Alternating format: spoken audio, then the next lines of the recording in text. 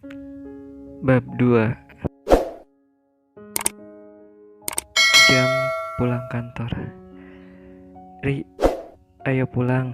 Sudah waktunya pulang, ajak Sisil sambil merapikan tasnya. Iya, kamu duluan aja, aku masih ada kerjaan sedikit lagi, Rianti bicara sambil melirik Sisil. Ya sudah, aku pulang duluan ya. Kamu hati-hati, Sisil sambil berjalan dari meja Rianti. Oke. Di saat yang sama Aditya sampai di rumah, dia masuk ke dalam kamar. Kemana wanita itu? Sudah jam 8 malam belum juga pulang. Apa dia lupa kalau dia sudah menikah? Ucap Aditya dengan marah. Lalu Aditya bergegas pergi mandi. Krek, suara pintu terbuka.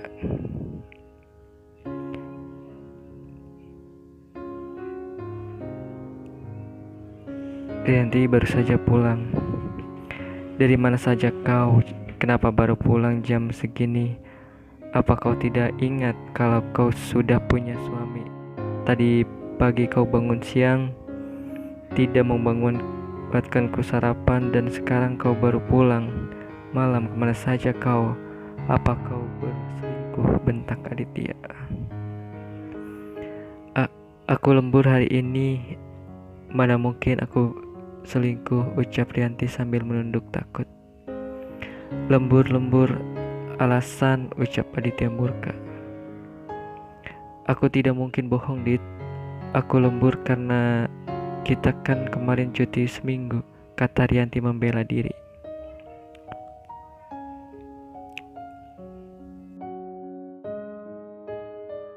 Kau berani menjawabku ya sekarang? Apa kau sudah tidak menganggapku lagi? Hah?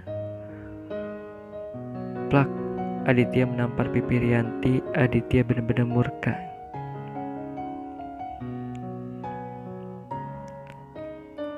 Rianti tersungkur ke lantai, menangis sambil memegangi pipinya yang sakit dan memerah. Mulai besok kau tidak usah bekerja lagi, bentak Aditya. Dit, aku tidak mau berhenti bekerja, ucap Rianti sambil menangis. Jangan membantah perintahku, Rianti. Aku menikahimu untuk mengurus semua keperluanku. Jangan membantahku, ingat itu, Aditya sambil berjalan keluar kamar. Sedangkan Rianti masih menangis di lantai. Aku mencintaimu, Aditya. Kenapa kau menamparku? Jika kau tidak mencintaiku, kenapa kau memintaku untuk menikah denganmu? Kenapa kau tega padaku? Hik. Tangis Rianti sehingga akhirnya Rianti tertidur di lantai karena kelelahan menangis. Sedangkan Aditya pergi entah kemana. Alarm berbunyi, sudah jam 4 lewat. Rianti terbangun, dia merasakan sakit di pipinya bekas tamparan Aditya semalam. Apa Aditya tidak pulang semalam? Gumam Rianti saat melihat ranjang kosong, tidak ada Aditya di sana. Rianti bangun dan segera ke kamar mandi untuk berwudu dan menunaikan sholat subuh. Rianti sholat sambil menitikkan air mata, lalu dia berdoa, Ya Allah, bukakanlah hati Aditya agar Aditya tahu bahwa aku sangat mencintainya, serta kuatkanlah aku agar aku sabar dalam menghadapi Aditya. Berikanlah jalan untukku ya Allah, amin. Selesai berdoa, Rianti ke dapur untuk membuat sarapan. Krek, suara pintu terbuka. Aditya masuk. Kau dari mana, Dit? Kenapa kau baru pulang? Tanya Rianti. Adit tidak menjawab, malah langsung masuk ke kamar lalu dan pergi mandi. Keluar dari kamar, Aditya telah rapih dengan pakaian kerjanya.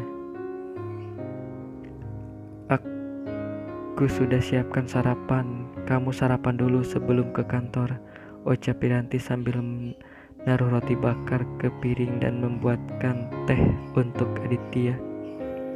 Tidak usah, kata Aditya sambil berjalan keluar. Rianti hanya dia mematung melihat Aditya pergi.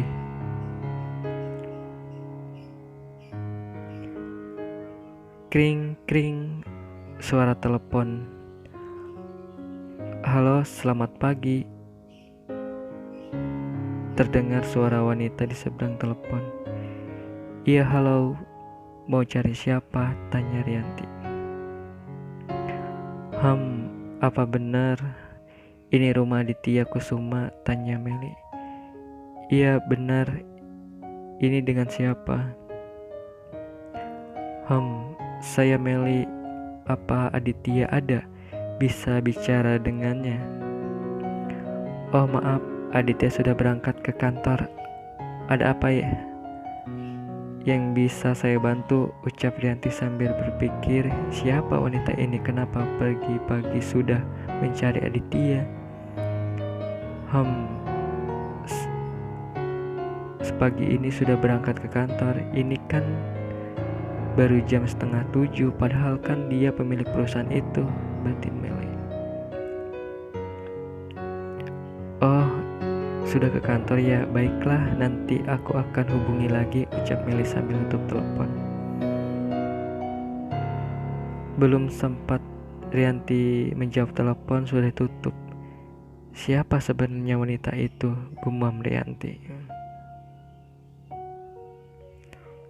Sedangkan di kantor, Aditya sedang memikirkan kejadian semalam saat dia pergi keluar rumah dan menuju klub malam untuk menghilangkan kemarahannya pada Rianti. Aditya malah bertemu Meli. Flashback. Aditya Kusuma? Tanya Meli pada seorang lelaki yang sedang duduk sendiri. Adit yang terkejut karena bertemu Meli hanya diam, wajahnya menunjukkan kemarahan. Adit, kamu apa kabar? Tanya Meli sambil memeluk Adit. Baik, ucap Aditya sambil melepaskan pelukan Meli. Adit, aku rindu padamu, kata Meli sambil mencium pipi Adit.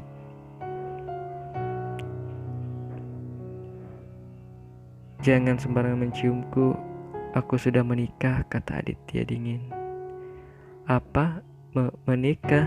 Meli terkejut.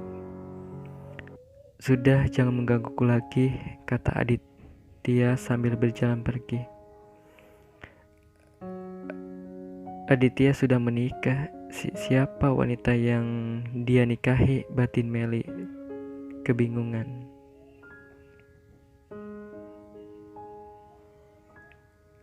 Aku masih mencintaimu, Adit. Aku menyesal meninggalkanmu. Aku akan mendapatkan cintamu lagi. Kamu hanya milikku, Dit, milikku. Aku akan merebutmu dari istrimu, gumam Meli dengan wajah liciknya. Flashback off. Aditya tidak bisa konsentrasi karena bayangan Meli terlintas di kepalanya. Kenangan saat mereka bersama kembali terlintas. Satu sisi Aditya masih mencintai Meli, tapi sisi lain Adit juga membencinya.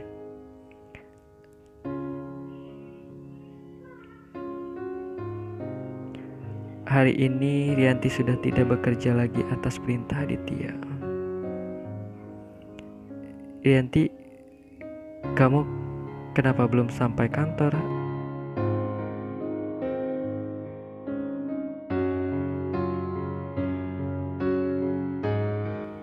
Apa kamu terlambat lagi? Tanya Sisil di telepon. Tidak, Sil. Aditya memintaku berhenti bekerja supaya tidak kecapean dan bisa mengurus dia, katanya. Bohong Rianti. So sweet sekali bos kita, ternyata sampai istrinya disuruh berhenti bekerja. Ya sudah, aku lanjut kerja lagi ya, kapan-kapan kita ke kafe lagi, oke? Ucap Sisil sambil menutup telepon. Oke, jawab Rianti pelan. Sesudah menutup teleponnya, Rianti kembali menangis. Rianti bingung kenapa Aditya bisa sekasar ini. Padahal dia meminta mereka menikah Aditya. Tapi sikapnya malah seperti ini sejak awal menikah sampai sekarang. Dia tidak pernah menyentuhku. Sikapnya dingin. Dan saat semalam dia menyentuhku, itu pun hanya tamparan yang dia berikan di pipiku, bukan kecupan. Luka di pipi tidak seberapa, tapi kenapa di hatiku yang terasa sakit sekali, gumam Rianti.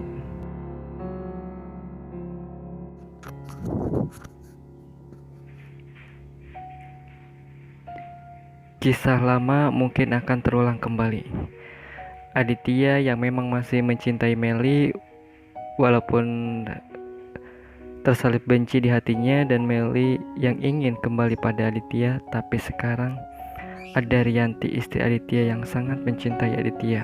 Akankah Rianti mengalah demi kebahagiaan Aditya? Rianti wanita yang sebenarnya lemah tapi selalu berusaha kuat di hadapan siapapun. Selalu berusaha menutupi rasa kecewanya pada Aditya, lelaki yang dia cintai. Rianti rela melakukan apapun demi Aditya, walaupun dia harus merasakan sakit hati karena Aditya tidak mencintainya. Dia hanya berdoa kepada Allah, pemilik semesta, untuk membukakan hati Aditya agar Rianti bisa memiliki Aditya sepenuhnya. Ya, Rianti hanya ingin bahagia.